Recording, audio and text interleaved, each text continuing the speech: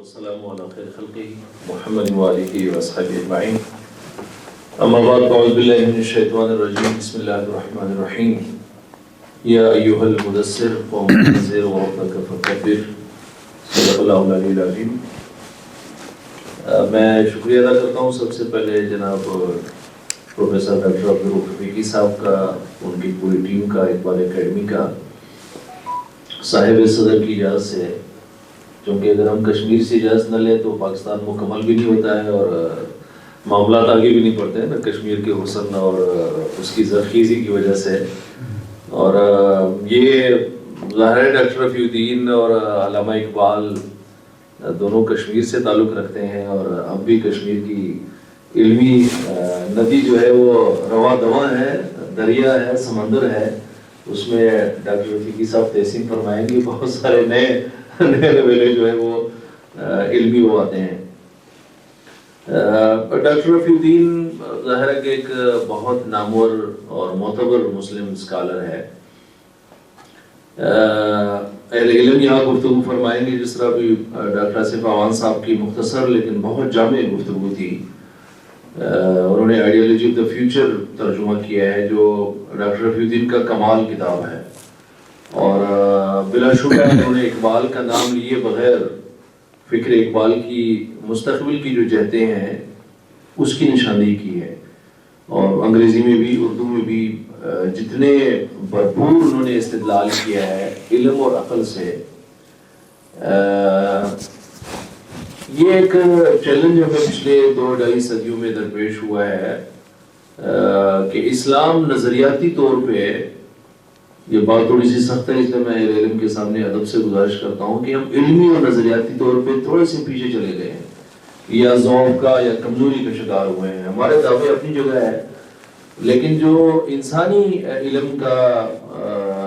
جسے ڈاکٹر برہان فاروقی صاحب انسانی زیادہ علم کہتے ہیں، جو انسانی شعوری ارتقاء ہے وہ آگے بڑھا ہے، اور جسے ڈاکٹر رفیع الدین نے بالکل درست نشاندہی کی ہے مسلم تہذیب و تمدن میں، کہ علم جو ہے وہ مسلم اور غیر مسلم نہیں ہے. ہم یہاں آ کے بھٹک گئے ہیں تھوڑے سے وقت، ہم نے 2-4-5 صدیوں کا سفر جو ہے وہ انسانی تہذیبوں کا ضائع کیا ہے کہ ہم نے کہا یہ مسلم ہے اور یہ غیر مسلم ہے. ڈاکٹر رفیع الدین کا یہ بالکل درست تشریح ہے کہ علم جو ہے وہ نافع اور غیر نافع ہوتا ہے، مسلم اور غیر مسلم کا. اس لیے کہ علم کا سورس تو ایک ہی ہے، وہی الہی ہے، اس کائنات کے اندر کوئی اور علم نہیں ہے. میں بطور مثال ایک بات کہوں گا، ڈاکٹر افسار صاحب یہاں موجود ہیں، ہمارے لیے انتہائی قابل احترام شخصیت ہے، عالم اور فاضل، جو اسلامک مینیفیسٹو کا انہوں نے ترجمہ کیا ہے، منشور اسلام. اب ظاہر ہے کہ ڈاکٹر رفیع الدین ہمارے اس میں واحد مسلم اسکالر ہے جنہوں نے علمی اور عقلی دلیل کے بنیاد پہ، نظریات کی دنیا میں دلیل کی جگہ پہ دلیل لا کر کمیونزم کا یا اس پورے فلسفے کا ابطال کیا ہے. اور یہ بات آپ کے علم میں ہونا چاہیے یقیناً کہ وہ 100 سال کے بعد، یعنی کمیونسٹ مینیفیسٹو کے 100 سال جو ہے وہ اسلامک مینیفیسٹو لکھا گیا ہے.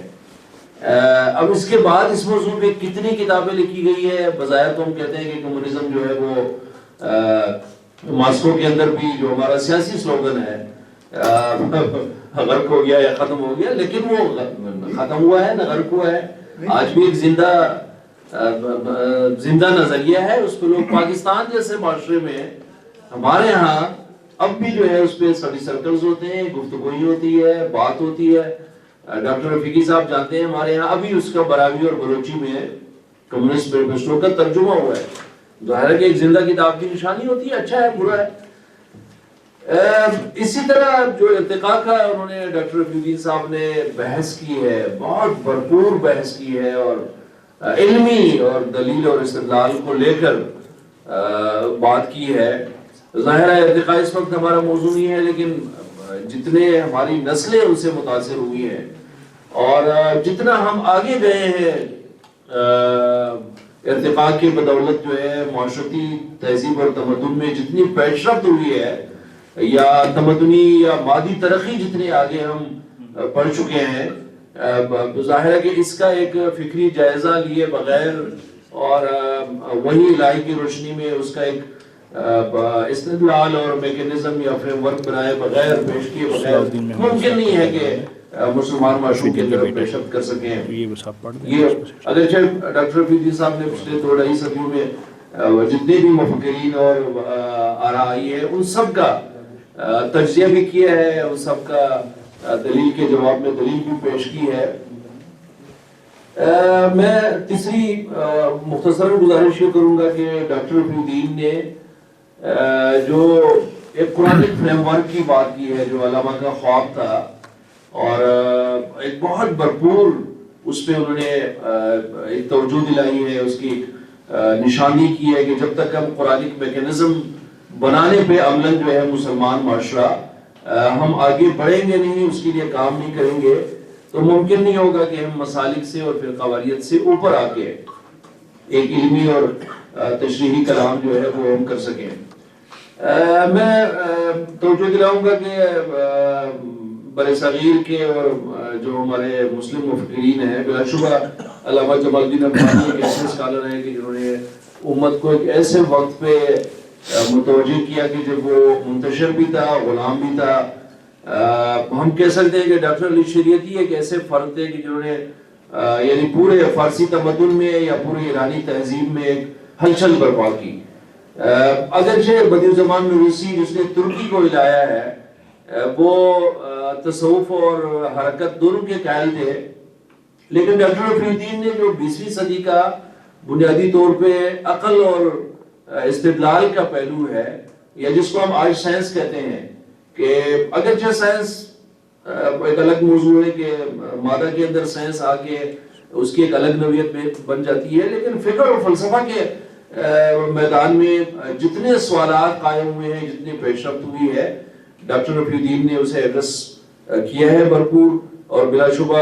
علامہ کے خودی کو انہوں نے خود شعوری تک لیا ہے، اور بہت عام اس کے لیے یہ بہرحال ایک بڑا ہم کوشچن مارک کہہ سکتے ہیں یا المیہ کہہ سکتے ہیں کہ ڈاکٹر رفیع الدین نہ ہمارے ہاں اسکالرز کے پیش نظر رہے ہیں، نہ علماء کے پیش نظر رہے ہیں، نہ میں ابھی جب آ رہا تھا تو اس کے لیے میں نے جو کہ اسلام کا نظریہ تعلیم کتابچہ ہے وہ پڑھا، تو ہمارے ہاں تو دور دور تک جو نصاب سازی ہے، جو تعلیمی پالیسیاں آئی ہیں، بلکہ میں ڈاکٹر رفیقی صاحب موجود ہے کہ بلوچستان یونیورسٹی میں ایک سیمینار ہوا اسلامی یونیورسٹی اسلام آباد کے توسط سے، وہاں کے لوگ آئے تھے، ڈاکٹر معصوم یاسین صاحب ہمارے دانشور ہے، مجھے وہاں گفتگو کا موقع ملا تو میں نے اس اسلام کے نظریہ تعلیم کی بنیاد پہ وہاں ڈاکٹر رفیع الدین کو کوٹ کیا۔ انہوں نے 3-4 لوگوں نے پوچھا کہ یہ کون ہے یہ، اچھا پھر انہوں نے بہت اصرار سے یعنی اس سے وہ کہا کہ اچھا ان کے نظریہ تعلیم جو بھی وہ ہے یہ تو ہمارے علم میں نہیں ہے، تو میں بڑا حیران ہوا کہ اتنے اعلیٰ سطح کے لوگ جو یونیورسٹیز کو اور تعلیمی پالیسیوں کو ڈیل کرتے ہیں ان بنیادی اس سے یہ ایک سوال ہے کہ آخر کیوں یعنی ڈاکٹر رفیع الدین نے علامہ اقبال کی فکر کو ہی پیش نظر رکھا ہے۔ میں نے یہی کل پاکستان کا مستقبل جو میں آخری بات کہہ کے اپنی بات مکمل کروں گا، اقبال اکیڈمی کے ہی لائبریری سے وہ کتابچہ اٹھایا، جو تصور ڈاکٹر رفیع الدین کا ہے کہ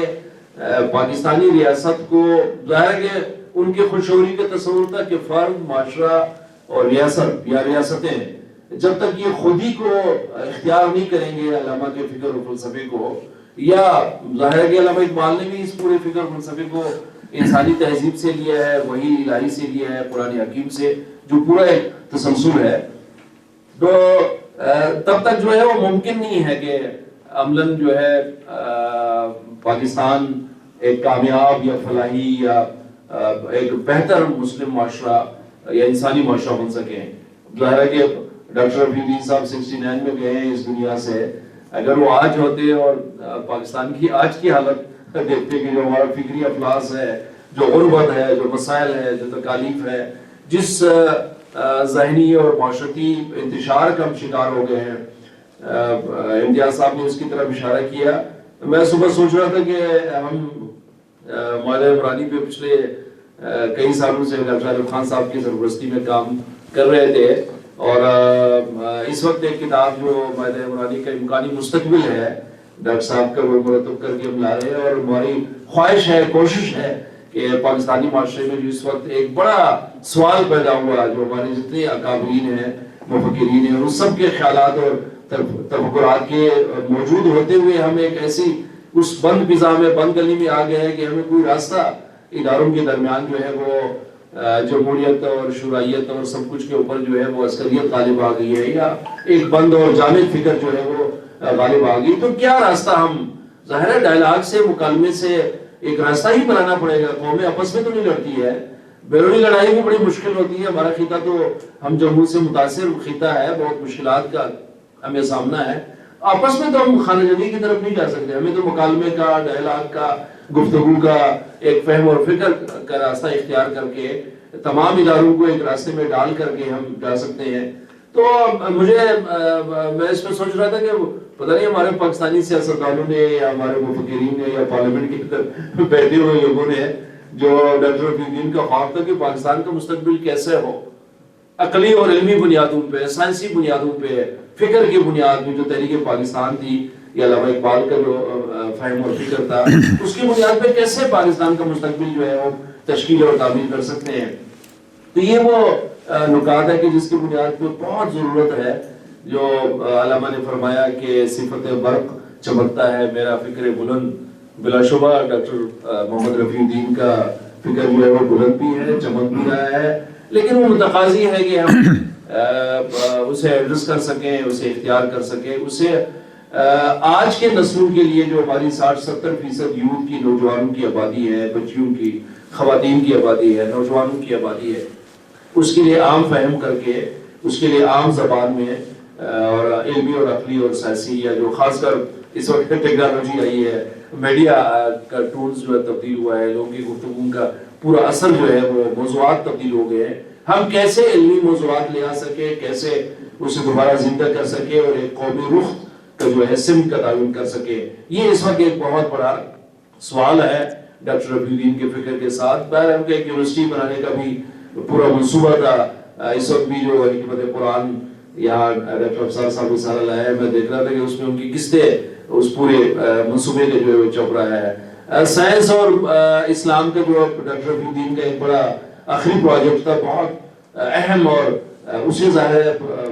نمودار ہونے کی اور پیش کرنے کی ضرورت ہے.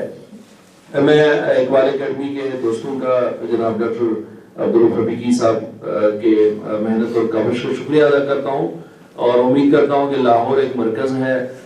قیام پاکستان سے پہلے بھی، اس وقت بھی ظاہر ہے کہ اس کی علمی اور تہذیبی یا معاشرتی وجود سے ہم انکار نہیں کر سکتے ہیں، اختلاف اور اتفاق کے باوجود. تو اس لیے لاہور ایک ایسا مرکز بن سکتا ہے کہ جو دوبارہ